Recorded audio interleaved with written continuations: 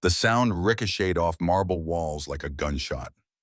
Every head in LAX's first-class lounge turned. Security cameras zoomed in automatically. A 19-year-old influencer hit go live on Instagram.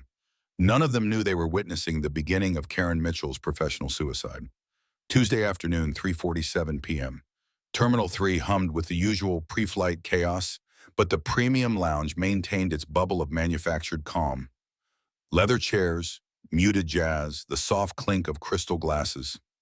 Dr. Amara Williams occupied a corner table, her presence so understated it was almost invisible. Almost. Karen Mitchell's Louboutin heels clicked against Italian marble as she surveyed her domain. Platinum American Express gleaming from her Hermes wallet, fresh from a $300 blowout. Everything about her broadcast one message: I belong here. You don't. Her predatory gaze swept the room and locked onto Amara, elegant, poised, and completely unbothered by the world around her. Something about the woman's quiet confidence irritated Karen immediately. "Excuse me, honey." Karen's voice carried that particular blend of sugar and condescension perfected by suburban queens everywhere. "I think you might be lost. The general boarding area is downstairs." Amara's fingers paused on her book, a leather-bound first edition that cost more than Karen's monthly car payment. She looked up slowly, brown eyes meeting blue with unsettling calm. The silence stretched. Other passengers glanced over. Someone's phone camera turned their direction. These real-life stories unfold in airports' daily moments, where assumptions collide with reality. But this touching story was about to become something else entirely. A Black Stories narrative that would trend globally within the hour. The digital clock above the departure board glowed red, 47 minutes until flight 447 began boarding. In the first-class lounge, time moved differently, slower, more expensive, wrapped in the false security of premium leather and top-shelf liquor. Jessica Alba had been live-streaming her airport luxury experience when the woman in the corner caught her attention. Not because she stood out, but because she didn't. In a lounge full of peacocking executives and Instagram-ready travelers, Amara Williams possessed the kind of understated elegance that whispered rather than shouted. The kind that made certain people uncomfortable. "Going live, besties," Jessica murmured, to her phone, angle shifting toward table 7. Something interesting is about to happen. Karen Mitchell's approach had the predatory precision of a shark sensing blood in the water. Her Louboutin heels clicked against Italian marble like a countdown timer. Everything about her screamed territorial, the way she carried her platinum Amex like a weapon, the casual flash of her Hermes bag, the practiced sweep of her gaze that sorted people into categories. Worthy, unworthy, threat, non-threat. Amara didn't look up from her book immediately. The leather-bound volume, a first edition of something expensive, remained steady in her hands even as Karen's presence loomed closer. "Excuse me, honey." The endearment dripped with condescension. "I think you might be lost. The general boarding area is downstairs." That's when Amara looked up. Her brown eyes held the kind of calm that comes from years of boardroom battles and Senate committee hearings. Not that Karen would recognize the signs. The silence stretched uncomfortably. Jessica's viewer count climbed steadily: 89, 127, 203. Other passengers began to notice the tension. Amara closed her book with deliberate precision, revealing her boarding pass underneath. First class, seat 2A. She placed it face up on the marble table between them, like laying down a card in a high-stakes poker game. Karen's eyes flicked to the boarding pass, then back to Amara's face. Her expression morphed from confusion to something uglier. "Where did you get this?" "The same place everyone gets boarding passes." Amara's voice carried an authority that should have been a warning. "From the airline." "I mean, how did you afford it?" Karen's volume increased, drawing attention from across the lounge. "These seats cost $3,000. Amara had fielded questions about money before, from venture capitalists, from senators, from journalists trying to understand how a woman from Detroit had built an aerospace empire. This particular interrogation felt different, smaller, sadder. "I'm aware of the price," she replied simply. The businessman at the bar turned completely around, his scotch forgotten. An elderly couple near the windows paused their conversation mid-sentence. The lounge's ambient jazz suddenly seemed absurdly cheerful for what was unfolding. Look, I don't know what charity program you're part of, Karen continued, her voice now carrying across the entire space. But these seats are for people who actually pay for them. Premium passengers, business travelers. Jessica's live stream exploded with activity. Comments flooded the screen faster than she could read them, a digital Greek chorus of outrage and disbelief. I did pay for my seat, Amara said. Would you like to see my receipt? Anyone can fake receipts. Karen's laugh held no humor. I travel 50 weeks a year. I know the kind of people who belong in first class. Her gesture toward Amara was dismissive, encompassing everything from her understated coat to her makeup-free face. And you're not it. Amara's phone buzzed against the marble table. The caller ID showed Marcus Alba, with a title that would have made Karen's blood run cold. Chief Operating Officer, Williams Aerospace. Amara declined the call without glancing away from her interrogator. A lounge attendant materialized beside their table, nervous energy radiating from her like heat. Ma'am, is everything okay here? Everything's fine, Karen snapped. I'm just explaining to this lady that she needs to return to her proper seat. Her boarding pass shows first class, the attendant said quietly. Professionally, boarding passes can be transferred, bought secondhand. These people have their ways. The phrase landed like a slap across the face of every person within earshot. These people. The businessman at the bar actually winced. Jessica's viewer count spiked past 2,000 as the comments turned venomous. Amara stood slowly, unfolding to her full height, with the kind of measured grace that came from years of commanding rooms full of powerful men. She'd delivered presentations to Pentagon officials, negotiated billion-dollar defense contracts, testified before Congress about the future of American aerospace. This moment required a different kind of strength entirely. I'm going to ask you once to apologize for your assumptions and leave me alone. Apologize? Karen's voice pitched higher, incredulous. For what? For protecting the integrity of this lounge? For asking reasonable questions about obvious inconsistencies? For harassment based on racial profiling? The words cut through the lounge's manufactured ambiance like a blade through silk. Karen's face flushed crimson. Phones appeared throughout the space like flowers blooming after rain. Even the elderly couple near the windows was recording now. Don't you dare, Karen hissed, play that card with me. This has nothing to do with race. This is about class, about standards, about people who work for what they have instead of expecting handouts from the system. Something shifted in Amara's posture, a subtle straightening that somehow made her seem taller, more present. It was the same bearing she'd adopted when addressing hostile shareholders, when facing down competitors who'd underestimated her, when proving to an entire industry that brilliance had no color. Ma'am, please lower your voice, the lounge attendant pleaded clearly and over her head. I will not lower anything, Karen declared, her voice now carrying to every corner of the premium space. I spend more money with this airline in a month than she makes in a year. I have platinum status. I have connections. The regional director is a personal friend. Her phone emerged from her purse like a weapon. Do you know what happens when I post about security failures? When I tell my 5,000 LinkedIn connections about unauthorized access to premium areas? Amara's phone buzzed again. This time the screen displayed Shanghai office, contract emergency. Again, she declined without looking. Her attention focused entirely on the woman who was systematically destroying her own life. You're making a mistake, Amara said quietly. The only mistake, Karen shot back, is that security hasn't already escorted you to where you belong. That's when Karen crossed the line from harassment to assault. She reached across the marble table and slapped Amara's boarding pass to the floor. The small piece of paper fluttered down like a surrender flag, though it would be Karen doing the surrendering soon enough.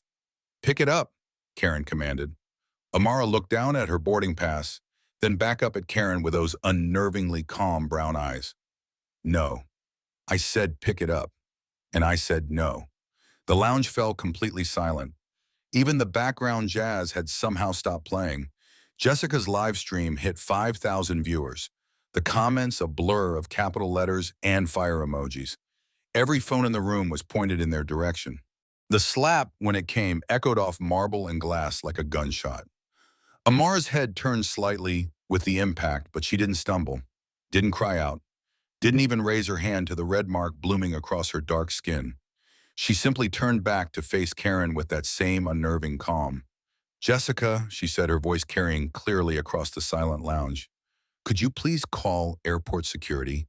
I'd like to file an assault report." Karen's confidence finally cracked.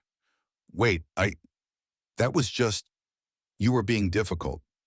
"You assaulted me," Amara replied matter-of-factly, on camera, in front of multiple witnesses in a federal facility. The lounge manager came rushing over, finally abandoning his post at the reception desk. "Ladies, what's the situation here?" "This woman," Karen pointed accusingly at Amara, "is trespassing in first class. When I tried to address it politely, she became hostile and aggressive." "She slapped me," Amara said simply, as if commenting on the weather. The manager's eyes swept the crowd of witnesses, all holding phones, all recording. "Is this true?" "It's on live video," Jessica announced, her voice tight with excitement and horror. 6,000 people just watched it happen. The departure board updated with mechanical indifference. 32 minutes until Flight 447 began boarding. In those 32 minutes, Karen Mitchell's world would collapse so completely that she'd wonder if she'd ever really understood how power worked at all. Airport security arrived in pairs, two uniformed officers weaving through the leather chairs and marble tables like sharks sending blood. The taller one, Officer Rodriguez, had seen his share of first-class drama. Celebrities throwing tantrums, executives missing flights, the occasional drunk tech mogul. But the scene that greeted him felt different, charged with something more volatile than mere inconvenience. Every passenger in the lounge was recording. 6 phones, 10 phones, maybe more. The young Asian woman near the window held her device at the perfect angle, her viewer count climbing past 8,000. This wasn't just airport drama anymore. It was content. It was evidence. It was about to become viral infamy. "Ma'am," Rodriguez addressed Karen, noting her body language, the red flush still creeping up her neck, the way she held herself like someone accustomed to being obeyed. "We receive reports of a disturbance." "Finally, Chario," Karen exhaled, relief flooding her voice. "This woman is trespassing in the first-class lounge. She became violent when I asked her to show proper identification." Rodriguez's partner, Officer Connor, looked from Karen to Amara, taking in the contrast. Karen vibrated with agitation, gesturing wildly, words tumbling out in an anxious stream. Amara stood perfectly still, one hand resting lightly on the back of her chair, the red mark on her cheek the only evidence of what had transpired. "She became violent?" Connor asked carefully. "She slapped me," Amara said simply, her voice carrying the kind of quiet authority that made both officers straighten slightly. "On camera, in front of multiple witnesses." "That's not, I barely touched her," Karen stammered. She was being aggressive, refusing to cooperate with legitimate security concerns. Jessica's live stream comment section exploded with real-time outrage. Viewers screen-recorded the interaction, creating permanent documentation faster than any official report. The hashtag #LoungeSlap was already trending upward on 3 platforms. "Security concerns?" Officer Rodriguez pulled out his notepad. "Are you employed by the airport, ma'am?" "No, but I'm a platinum member of this airline. I fly 50 weeks a year. I know irregular behavior when I see it." "And what behavior did you observe?" Karen's confidence wavered as she tried to articulate what had seemed so obvious moments before. She doesn't belong here. Look at her. This is first class. These seats cost thousands of dollars." The words hung in the air like smoke in a non-smoking terminal. Officer Connor exchanged a look with his partner, the kind of glance that said they'd handled this exact situation before, just not usually with this many cameras. "Ma'am, do you have your boarding pass?" Rodriguez asked Amara. She bent gracefully to retrieve it from the floor where Karen had slapped it, smoothing the paper against her palm. "First class, seat 2A, paid in full." Rodriguez examined the boarding pass, then handed it to his partner. Standard procedure, but the delay felt loaded with significance. Every second gave Karen more time to dig her hole deeper. "There are ways to get fake boarding passes." Karen pressed, desperation creeping into her voice. Identity theft. Charity upgrades. Someone could have given her that ticket. Someone did give me this ticket, Amara agreed calmly. My travel department booked it 3 weeks ago. The admission seemed to vindicate Karen until Amara continued. Along with the rest of my team's flights, we're traveling to New York for business meetings.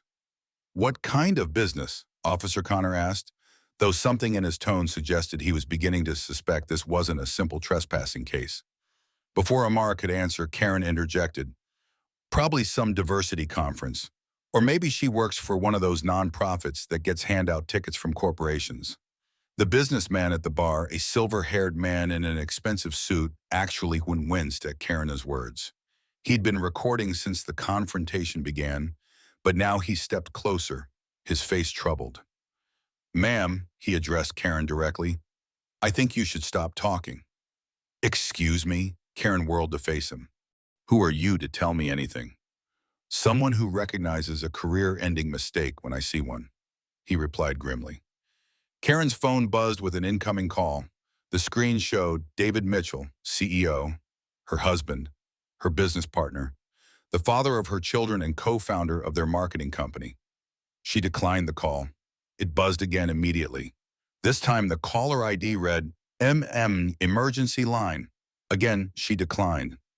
Officer Rodriguez was still studying Amara's boarding pass when the lounge manager approached, wringing his hands nervously.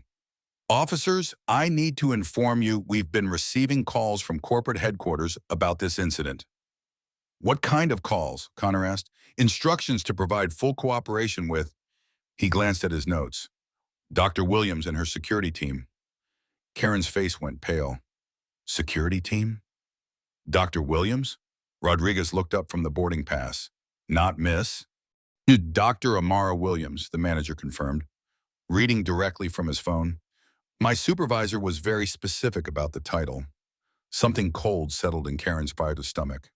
She'd been so focused on what Amara looked like, on her assumptions about who belonged in first class, that she'd never asked for a full name, never considered that the woman she was harassing might be someone important.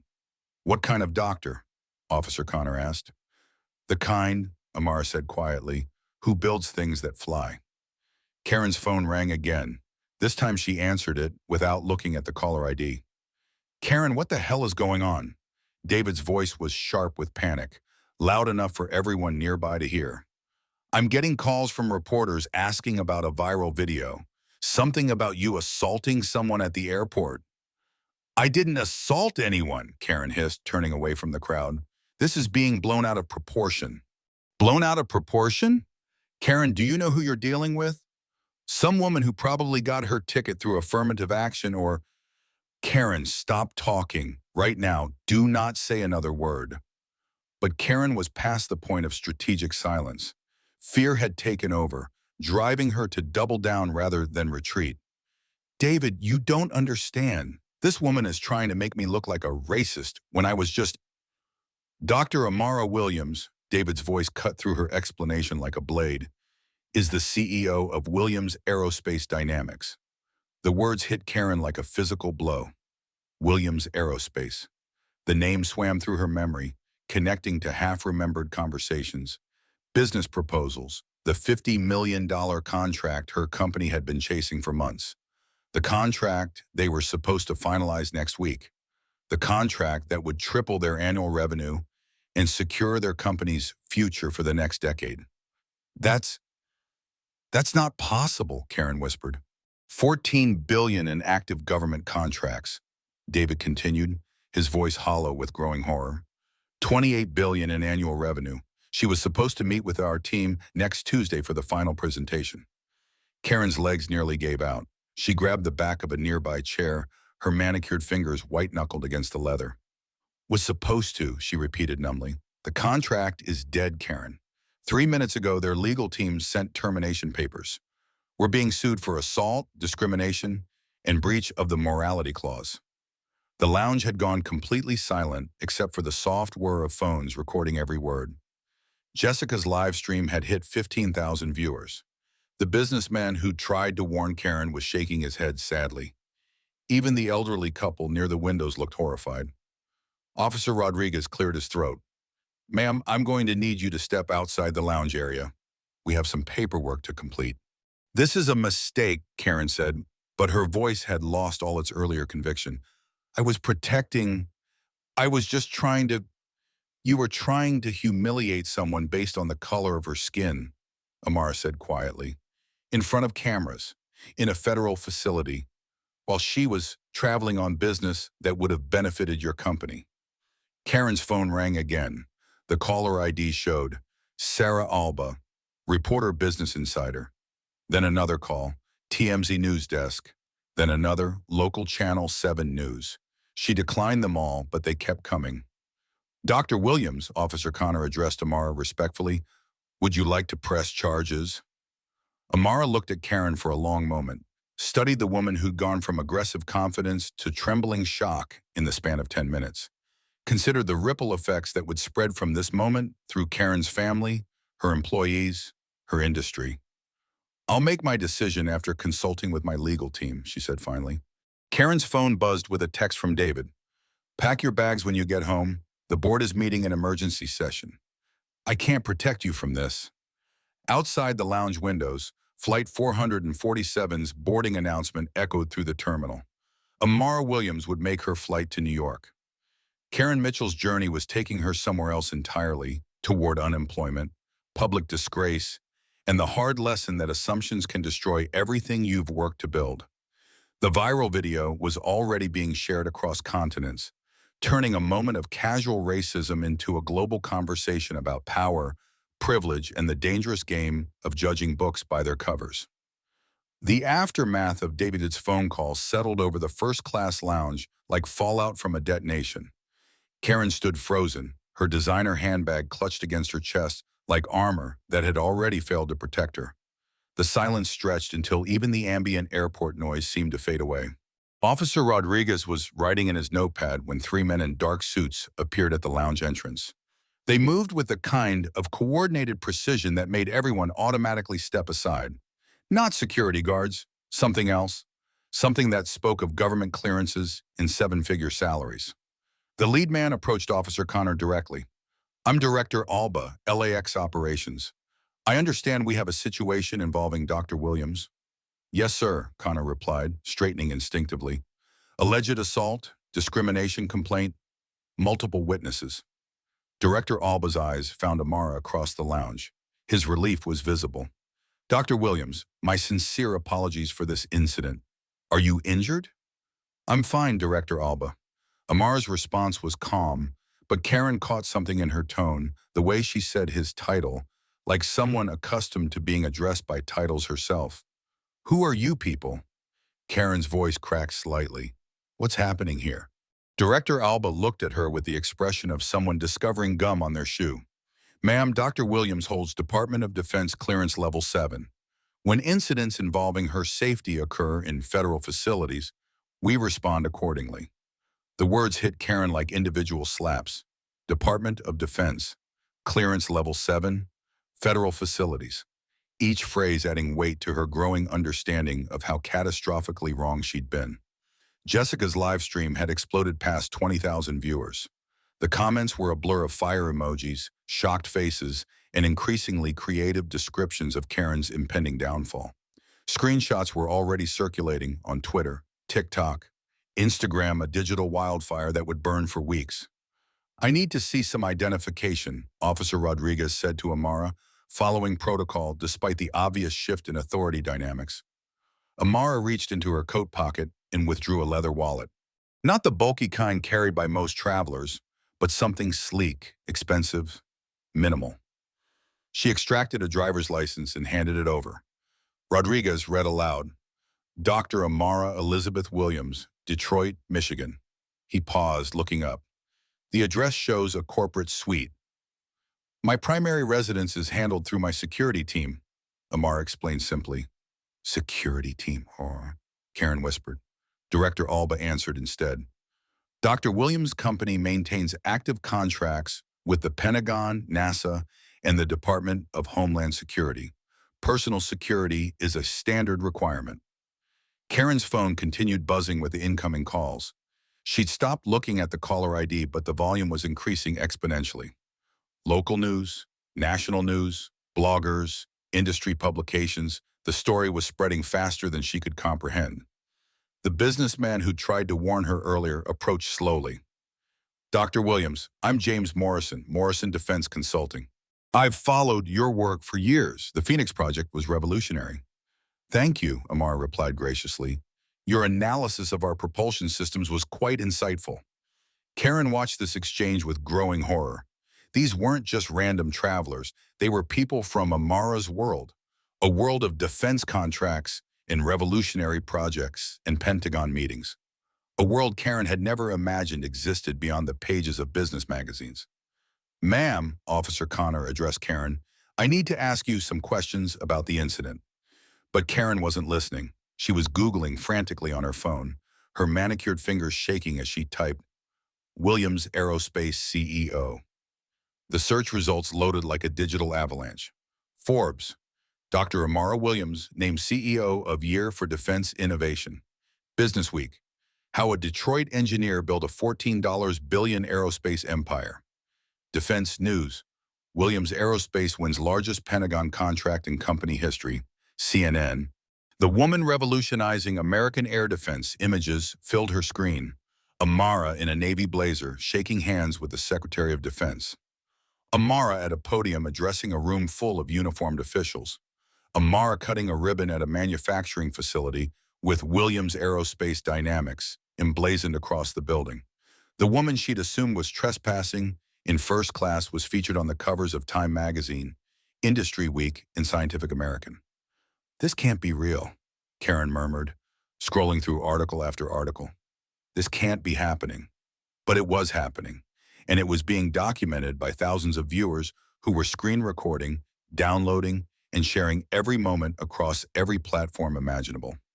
Director Alba was speaking quietly with Amara while his associates positioned themselves strategically around the lounge. Their presence transformed the space from a premium waiting area into something that felt more like a secure briefing room. Dr. Williams, Rodriguez said, given the circumstances, would you prefer to handle this matter through federal rather than local authorities? The question hung in the air like a sword over Karen's head. Federal authorities meant FBI, meant hate crime investigations, meant the kind of legal scrutiny that destroyed lives and ended careers permanently. I think, Amara said slowly, we should handle this appropriately, proportionally. Karen's phone rang again. This time she answered without thinking. Karen Mitchell? The voice was crisp, professional, unfamiliar. Yes? This is Amanda Rodriguez from the Associated Press. We're running a story about your confrontation with Dr. Amara Williams. Would you like to comment? Karen hung up immediately, but the phone rang again within seconds. Different number, different reporter, same question. The elderly couple near the windows was packing their belongings, clearly uncomfortable with the chaos. Other passengers were either recording openly or pretending to read while stealing glances at the unfolding drama. Ma'am, Officer Connor tried again, I need to complete my report. Can you walk me through your version of events? Karen looked around the lounge desperately, at Amara standing calmly beside Director Alba like someone accustomed to having federal officials respond to her problems. At Jessica, whose live stream was creating permanent documentation of Karen's professional suicide. At the phones pointed in her direction, recording her shock and horror for posterity. I made a mistake, she said finally, her voice barely above a whisper. What kind of mistake? Rodriguez asked. Karen looked directly at Amara for the first time since learning her identity. I thought, I judged someone based on how they looked instead of who they actually were.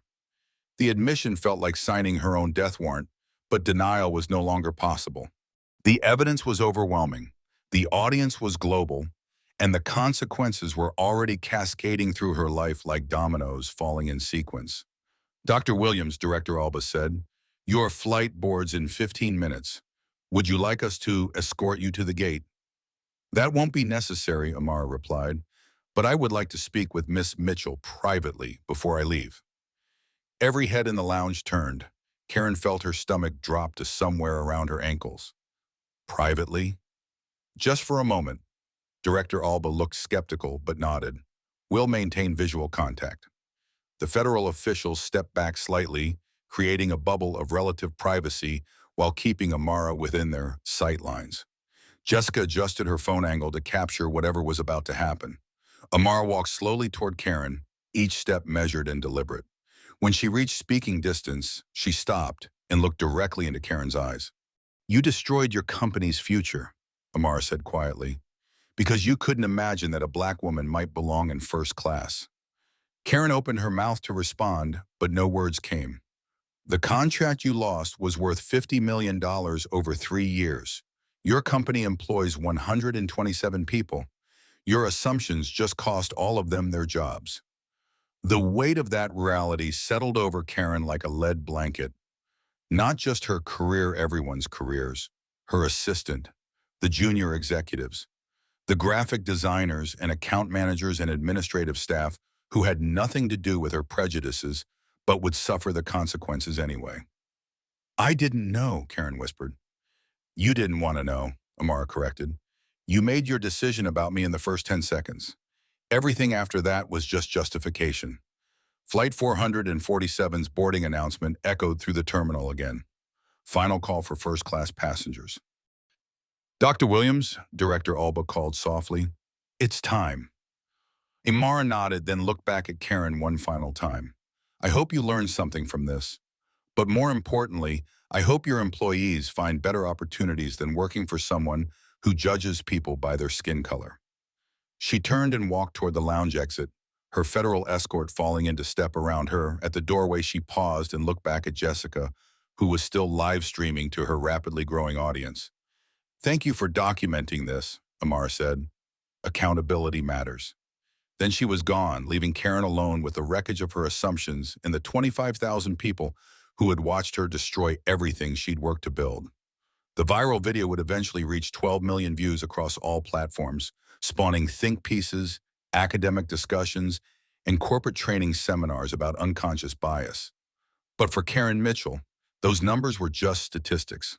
The only number that mattered was zero, the value of everything she'd lost in the space of 37 minutes. 6 hours after the slap heard around the internet, the emergency boardroom at Mitchell Marketing Group felt like a war room preparing for surrender. The mahogany table that had hosted countless successful pitch meetings now served as ground zero for corporate disaster management. David Mitchell sat at the head of the table, his usual confident demeanor replaced by the hollow-eyed exhaustion of a man watching his life's work crumble in real time. To his left, their attorney Sarah Connor shuffled through documents with the grim efficiency of someone calculating the cost of catastrophe. To his right, their crisis management consultant Marcus Webb stared at his laptop screen like he was reading his own obituary. The numbers on Webb's screen told the story in brutal clarity. 12 million video views across platforms, trending on 7 social media sites simultaneously, and 3 major news networks preparing primetime segments. Hash Lounge Slap had become a global phenomenon in the span of an afternoon. "The Williams Aerospace legal team sent their final terms 20 minutes ago," Sarah announced, her voice professionally neutral and despite the gravity of what she was about to read. "Complete contract termination, immediate cessation of all business relationships, and formal legal action for assault, discrimination, and breach of contract morality clauses." David's phone buzzed constantly with calls from industry colleagues, reporters, and competitors smelling blood in the water. He'd stopped answering hours ago, but the sheer volume of incoming calls served as an audible countdown to professional extinction. "What are the financial implications?" he asked, though he already knew the answer would end his company. Marcus looked up from his laptop. "Williams Aerospace represented 43% of your projected revenue for the next 3 years. $50 million in guaranteed contracts, plus the potential for expansion into their subsidiary companies." The room fell silent except for the persistent buzzing of David's phone and the distant hum of the building's air conditioning. In that silence, everyone present understood they were witnessing the death of a business that had taken 15 years to build. "There's more," Sarah continued reluctantly. "3 other clients have already sent termination notices citing reputational concerns. Zenith Tech, Morrison Industries, and Global Dynamics all referenced the viral video in their cancellation letters." David did the math in his head. 78% of their client base gone in 6 hours. The remaining contracts wouldn't cover office rent, let alone employee salaries. How many jobs? He asked quietly. 127 employees, Marcus replied, including executive staff. The weight of that number settled over the room like a funeral shroud. Not just David's livelihood, everyone's livelihood. The junior designers who just bought their first houses, the account managers supporting aging parents, the administrative staff saving for their children's college educations. Sarah's phone rang. She glanced at the caller ID and her face went pale. It's Williams Aerospace Legal Counsel. Put it on speaker, David said. The voice that filled the room was crisp, professional, and utterly unforgiving. This is Jennifer Martinez, General Counsel for Williams Aerospace Dynamics. Am I speaking with David Mitchell? You are. Mr. Mitchell, I'm calling to discuss resolution terms for the incident involving your wife's assault on Dr. Williams. David winced at the word assault. On video, Karen's slap looked even worse than it had felt in the moment. A clear, deliberate act of violence captured in high definition from multiple angles. We're prepared to engage in settlement discussions, Sarah interjected, activating her lawyer voice. Settlement? Martinez's laugh held no warmth. Miss Connor, I assume. Your client's wife committed assault in a federal facility, on camera against the CEO of a major defense contractor. This isn't a settlement situation. This is a consequences situation. Marcus was frantically typing notes while David stared at the speakerphone like it might offer salvation. It didn't. However, Martinez continued, Dr. Williams has instructed me to offer your company a single alternative to complete destruction. The phrase hung in the air like a lifeline thrown to drowning sailors. David leaned forward. What alternative? Immediate termination of Karen Mitchell's employment and all ownership stakes in the company. Public apology from both Karen and Mitchell Marketing Group. Implementation of comprehensive bias training for all employees, audited quarterly by an independent firm. And a donation of $100,000 to the NAACP Legal Defense Fund. The terms felt like individual punches to David's solar plexus. His wife's career destroyed. Their shared business fundamentally altered. Their financial stability devastated by the donation requirement and training costs. In exchange for what? Sarah asked. A probationary contract, 1/3 the original value subject to quarterly review, with immediate termination clauses for any bias-related incidents. Dr. Williams is offering your company the chance to earn back her trust over time. David looked around the room at faces that reflected his own desperation. The alternative to these harsh terms wasn't negotiation. It was bankruptcy, unemployment for 127 people, and permanent industry blacklisting. How long do we have to decide? He asked. Dr. Williams's flight lands in New York in 4 hours. She'll need an answer before her first meeting tomorrow morning. After that, the offer expires and we proceed with full legal action and public relations warfare. The line went dead. Signed and dead, leaving the room in stunned silence. Marcus was already calculating on his laptop. The training programs, independent auditing, and donation will cost approximately $300,000 in the first year. The reduced contract value means we'll need to cut staff by at least 40% to remain profitable. 40%, 51 people, 51 families whose lives would be upended because of Karen's 30 seconds of prejudice-driven violence. David's phone buzzed with a text from Karen. I'm seeing the news reports. How bad is it? He stared at the message for a long moment, then typed back. It's over. Everything we built, it's over. 3 dots appeared, then disappeared. Karen was struggling to respond to the magnitude of what she'd done. Finally, another message. I can fix this. I can apologize publicly. Go to sensitivity training. Whatever it takes. David showed the message to Sarah and Marcus. Both shook their heads sadly. She can't fix this, Sarah said. The internet doesn't forgive. The business world doesn't forget. Her name is permanently linked to this incident now. Marcus nodded agreement. Every client meeting, every business relationship, every networking event, this video will follow her forever. She's unemployable in any client-facing role. David's reflection stared back at him from the conference room's dark windows. 15 years of building relationships, developing expertise, creating something meaningful, all undone by his wife's inability to see a black woman as belonging in first class. "What choice do we have?" he asked the room. "We can fight the legal action," Sarah offered weakly. "Claim it was a misunderstanding, argue that Karen felt threatened somehow. With 12 million of people having watched the video." Marcus shook his head. "The optics are impossible. She clearly initiated contact, escalated the confrontation, and committed assault. There's no sympathetic narrative here." David's phone rang again. This time the caller ID showed Mom. He answered reluctantly. "Hi, Mom." "David, honey, I just saw the news. What happened?" "They're saying Karen attacked someone at the airport." Even his 70-year-old mother in Florida had seen the video. The reach was global, the damage absolute. "Mom, I can't talk right now. I'm in crisis meetings." "But David, they're saying she hit a black woman for no reason." "That's not the Karen I know. That's not how we raised you children." The disappointment in her voice cut deeper than any business loss. This wasn't just about money or careers, it was about the kind of people they'd revealed themselves to be when they thought no one was watching. Except everyone had been watching. 12 million someones, to be precise. "I have to go, Mom. I'll call you later." He hung up and looked around the room one final time. At Sarah, already drafting termination papers. At Marcus, calculating the minimum staff needed to operate a scaled-down company. At the framed photos of company celebrations, award ceremonies, successful campaigns, all now artifacts of a dead business. "Call Williams Aerospace," Hayes said finally. "Accept their terms, all of them." The decision felt like signing his own surrender, but the alternative was mutual assured destruction. At least this way, some of his employees might keep their jobs. Some portion of the company might survive. His phone buzzed with another text from Karen. "David, are you there? Please talk to me." He turned the phone face down on the mahogany table and didn't respond.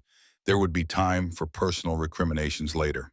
Right now, he had to figure out how to save whatever pieces of their life could still be salvaged from the wreckage of her 30-second meltdown. Outside the conference room windows, Los Angeles glittered in the gathering dusk, indifferent to the small human dramas playing out in corporate boardrooms across the city. Somewhere in that sprawl of lights, Dr. Amar Williams was probably reviewing tomorrow's meetings, moving on with the important work of building things that mattered.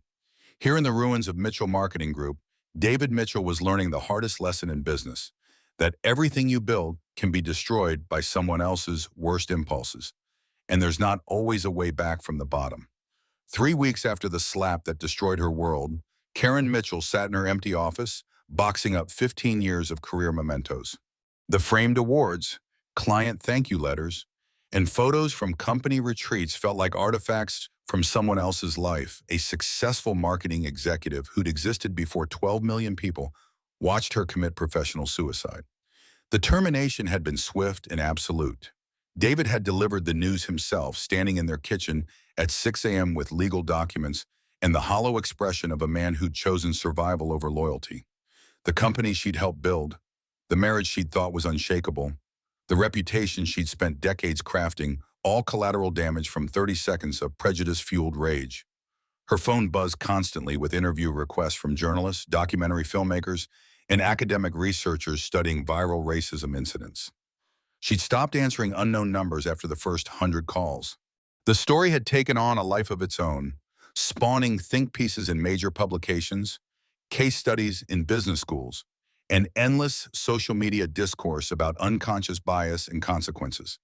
The criminal charges had been resolved with community service, 200 hours working with the organizations that combated discrimination. The civil settlement cost her $50,000 paid directly to the Williams Foundation, money that would fund bias training programs for other companies. The irony wasn't lost on her that her punishment was becoming part of the solution to the problem she'd embodied. But the legal consequences paled compared to the social exile. Former colleagues crossed streets to avoid her. Industry events became impossible to attend. Even grocery shopping had become an ordeal of recognized faces and whispered conversations. Her reflection in the office window showed a woman aged beyond her years by shame and isolation. The designer clothes remained, but they hung differently now, like costumes for a role she no longer played. Meanwhile, Mitchell Marketing Group was undergoing its own painful transformation. The Williams Aerospace probationary contract had been accepted, but the terms were harsh and the oversight constant. Dr. Williams had insisted on quarterly bias training sessions conducted by expert consultants, anonymous reporting systems for discriminatory behavior, and regular audits of company culture. David had been forced to implement hiring practices that prioritize diversity, not just in demographics, but in perspective and experience. The old boys network that had sustained their business relationships was being systematically dismantled and replaced with something more inclusive and sustainable. The changes were expensive and disruptive, but they were also working.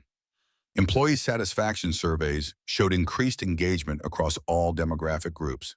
Client feedback praised the company's fresh perspectives and innovative approaches to campaigns. 3 new contracts had been secured specifically because of the company's demonstrated commitment to addressing bias. The transformation hadn't been painless. 47 employees had been laid off during the restructuring, their positions eliminated by the reduced contract value and increased oversight costs. Each termination felt like a personal failure to David, who spent sleepless nights calculating how many families his wife's actions had affected. But something unexpected was emerging from the wreckage. The mandatory bias training had evolved beyond mere compliance into genuine education. Employees were having conversations about unconscious prejudice that many had never considered before. The company culture was becoming more thoughtful, more deliberate, more intentionally inclusive. The industry was watching closely. Other marketing firms began implementing similar programs preemptively, recognizing that the Williams Aerospace incident had permanently shifted expectations about corporate responsibility for bias. The dignity clause that Dr. Williams had pioneered was being adopted by major corporations across multiple sectors. Academic researchers from Harvard Business School had requested permission to study the company's transformation as a real-time case study in crisis response and cultural change. The story was being taught in MBA programs as an example of how individual actions could trigger systemic consequences and, potentially, positive reform. Dr. Williams herself had become an unlikely advocate for restorative rather than purely punitive justice. In interviews, she consistently emphasized that destroying Karen's life completely wouldn't educate anyone or prevent similar incidents. Instead, she focused on creating systems that would catch and correct bias before it erupted into violence. The Williams Foundation's bias education programs had received over $500,000 in donations inspired by the viral video. Corporate training requests had increased by 400%. Universities were incorporating the incident into curricula on business ethics, social psychology, and crisis management. Karen's enforced community service had placed her at a local NAACP chapter office, where she spent her hours filing paperwork and answering phones for an organization dedicated to fighting the kind of discrimination she'd embodied. The work was humbling and educational in ways she hadn't expected. Her supervisor, Mrs. Dorothy Washington, was a 70-year-old civil rights veteran who'd lived through segregation, integration, and decades of gradual progress, punctuated by moments of viral backsliding. She treated Karen with professional courtesy but no sympathy. "You're here because you hurt someone," Mrs. Washington had told her on the first day. "The question is whether you'll learn enough from this experience to make sure it never happens again." The learning was slow and painful. Karen was forced to confront assumptions she'd held unconsciously for decades, to examine how her privilege had shaped her worldview, to understand why her actions had been so damaging beyond the immediate physical assault. The process was made more difficult by her social isolation. Old friends had distanced themselves, unwilling to be associated with her viral infamy. New friendships were nearly impossible to form when every conversation eventually led to that video and the uncomfortable questions it raised. Her marriage to David had survived, but changed fundamentally. They attended couples therapy twice a week, working through the betrayal and disappointment that had fractured their relationship. David struggled with loving someone who'd revealed such an ugly side of herself. Karen struggled with accepting responsibility for destroying not just her own life, but the lives of everyone who'd worked for their company. The therapy sessions were brutal but necessary. Karen was learning to separate intent from impact, to understand that her actions had caused real harm, regardless of whether she'd considered herself racist. She was beginning to grasp how structural inequalities had shaped her assumptions about who belonged where. The therapist, Dr. Lisa Martinez, specialized in helping individuals and couples recover from public scandals and viral shaming. Her approach focused on genuine accountability rather than image rehabilitation. You can't undo what happened, Dr. Martinez had explained during their first session, but you can choose what you learn from it and how you use that learning to prevent similar harm in the future. 6 months after the incident, Karen had begun speaking at bias training seminars, not as an expert, but as a cautionary example. Her presentations were raw, uncomfortable explorations of how ordinary people could harbor extraordinary prejudices without recognizing them. The speaking engagements didn't pay much, but they served a purpose beyond financial compensation. Each audience that heard her story was potentially educated about the real consequences of unconscious bias. Each training session she participated in was another small step toward preventing similar incidents. The work was exhausting and frequently humiliating. Audience members asked pointed questions about her motivations, her background, her privilege. Some were openly hostile, viewing her participation as insufficient penance for her viral sin. But gradually something was shifting. The constant confrontation with her own biases was creating genuine change in her thinking. The community service was exposing her to perspectives she'd never encountered. The therapy was helping her understand how her actions had reflected deeper systemic problems that she'd unknowingly perpetuated. The transformation wasn't complete or perfect. Karen still caught herself making assumptions, still struggled with unconscious prejudices, still felt the weight of her public shame daily, but she was learning to interrupt those thought patterns, to question her initial judgments, to approach interactions with more humility and awareness. The viral video would never disappear from the internet. Her name would remain permanently linked to that moment of violence and prejudice. But increasingly, it was also becoming linked to something else, the possibility of learning from public mistakes and using that learning to create positive change. Mitchell Marketing Group had survived its near-death experience and emerged as an unlikely leader in corporate bias education. The Williams Aerospace contract had been renewed for a full term after successful completion of the probationary period. Other major corporations were requesting consultations on implementing similar accountability measures.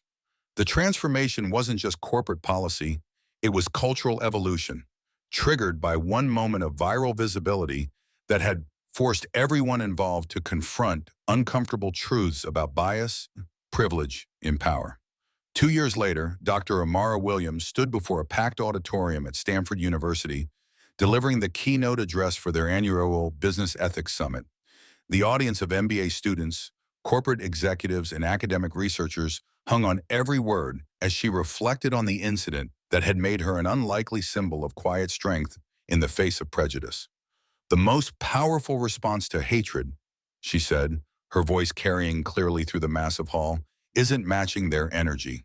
It's changing the entire system that allowed it to happen. The Williams Foundation had grown exponentially since that day at LAX Terminal 3. What began as an aerospace executive's personal charity had evolved into a leading force in corporate bias education, with programs implemented in over 500 companies across North America. The foundation's research had influenced federal guidelines for discrimination prevention in the workplace. But the ripple effects extended far beyond corporate training rooms. The viral video had sparked a broader cultural conversation about unconscious bias that reached into schools, communities, and families. Parents used it as a teaching moment with their children. Diversity consultants referenced it in workshops. Social psychology professors assigned it as required viewing in their courses. Karen Mitchell's journey from viral villain to reluctant educator had taken unexpected turns. After completing her community service, she'd enrolled in graduate courses on social psychology and conflict resolution. Her thesis project examined the psychological factors that enable ordinary people to commit acts of casual racism, using her own experience as a primary case study. The academic work was rigorous and often painful, requiring her to dissect her own motivations and biases with scholarly objectivity. But it was also redemptive, transforming her public shame into something that could serve a larger purpose. She now worked as a bias training consultant, speaking to corporate audiences about the real-world consequences of unconscious prejudice. Her presentations were uniquely effective because they came from lived experience rather than theoretical knowledge. Audiences couldn't dismiss her warnings as academic abstractions.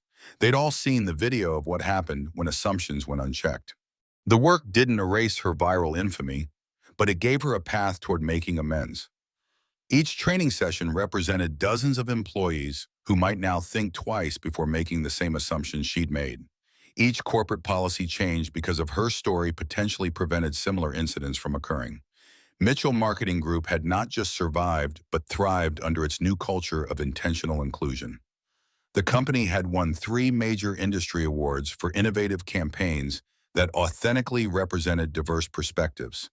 Their client roster had expanded to include organizations specifically seeking partners with demonstrated commitments to equity and inclusion. David Mitchell often reflected on the strange mathematics of redemption. His wife's 30 seconds of recorded prejudice had cost them their original business model, but ultimately led to something more sustainable and meaningful. The company now attracted talent specifically because of its reputation for addressing bias head-on. The transformation hadn't been easy or cheap. The ongoing training, the quarterly audits, the careful attention to hiring practices, all required investments that the old company culture would have resisted. But the return on investment had proven substantial, both financially and culturally. Dr. Williams had become a sought-after speaker on topics ranging from leadership under pressure to the economics of inclusion. Her story resonated particularly with professional women of color who'd experienced similar moments of casual discrimination without the benefit of federal security details or viral video evidence. In interviews, she consistently emphasized that her response hadn't been motivated by revenge, but by a desire to create systemic change. The legal action, the contract conditions, the public accountability measures all were designed to prevent similar incidents rather than simply punish the perpetrator. The broader impact was measurable in multiple ways. Corporate bias training requests had increased by over 300% industry-wide following the incident. 3 states had passed legislation requiring anti-discrimination training for businesses above certain sizes. The hashtag #LoungeSlap had evolved into #systemic change, representing a movement toward accountability in corporate culture. These touching stories of transformation emerge regularly from viral moments of crisis. What makes this particular narrative unique is how it demonstrates the potential for both personal and institutional growth following public failures. The incident became a catalyst for conversations that needed to happen but rarely occurred without external pressure. The most significant legacy wasn't the viral video itself, but the systems that emerged in its aftermath. The Williams Foundation's bias education programs, the corporate accountability measures, the academic research, the policy changes, all represented lasting changes that would outlive the temporary fame of the original incident. Real-life stories like this remind us that our worst moments don't have to define us permanently, but they do require genuine accountability and sustained effort to transform harm into healing.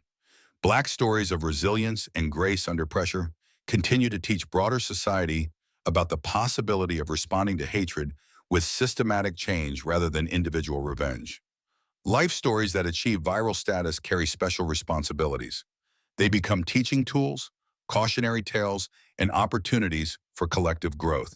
The challenge is ensuring that the lessons learned extend beyond the individuals directly involved to create broader cultural shifts. The video of Karen slapping Dr. Williams will remain on the internet forever, a permanent record of how unconscious bias can explode into conscious violence. But increasingly, it exists alongside documentation of what happened next, the accountability, the learning, the systematic changes that emerge from that moment of viral visibility.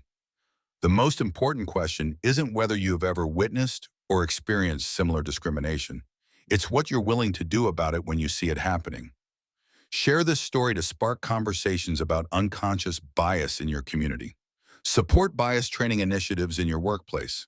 Donate to organizations fighting discrimination at every level. Subscribe for more stories that examine how individual moments can create lasting social change.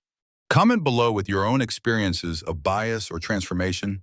Your voice adds to the collective understanding that emerges from these difficult conversations.